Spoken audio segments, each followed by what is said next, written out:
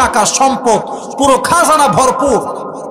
আমাদের মনে হয় যে ওমরে ফারুকের সিস্টেমটা চেঞ্জ হওয়া দরকার, সম্মান চেঞ্জ হওয়া দরকার। আরে এখন তো সুন্দর জামা পরবে, চারপাশে গোলাম থাকবে, সুন্দর বাড়ি হবে, সুন্দর জামা হবে, এখন তো অনেক টাকা রাষ্ট্রের কোষাগার।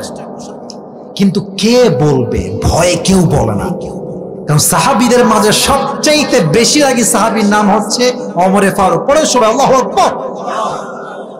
যে সূরা থেকে আমরা তাফসীর করব সূরাটার নাম হচ্ছে সূরাতুত তাকাসুর। দেবিদ্দারের ভাইরা বলেন সূরাটার নাম কি?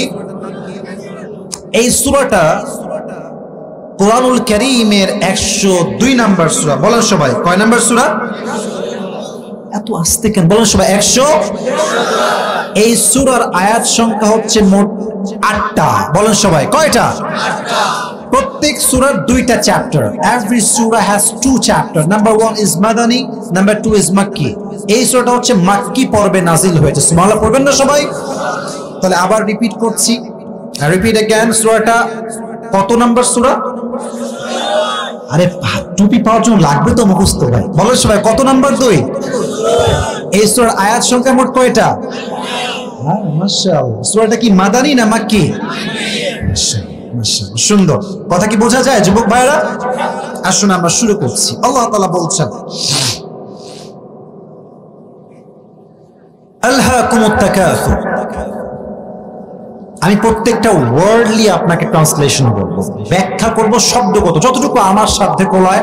as much as I can explain, I will try my best. বলেন সবাই ইনশাআল্লাহ। আলহা ইউলহি ইলহা।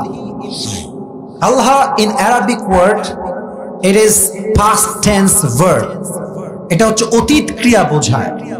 অতীতে কোনো কাজ হয়েছে বোঝালে এটাকে হয় আলহা। আলহাকুমুত তাকাসুর। এই আল্লাহর মূল মাদ্দা অথবা মূল অক্ষর হচ্ছে লাম হা ওয়াও। লাহবুন। বলেন সবাই কি বুন? লাহবুন। বলেন সবাই লাহবুন। লাহবুন এর অর্থ কি জানেন? এর অর্থ হচ্ছে এন্টারটেইনমেন্ট, চিত্ত বিনোদন, মজা, খেলা। যেমন কোরআনে আল্লাহ তাআলা বলেছেন, ইআলামু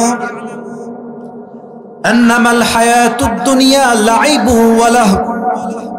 You have to know that worldly life is nothing more than play and entertainment. হে আমার বান্দারা, জানো তোমরা দুনিয়ার জীবনটা জাস্ট একটা সাময়িক খেল তামাশা ছাড়া আর কিচ্ছু না। ঠিক কিনা বলে?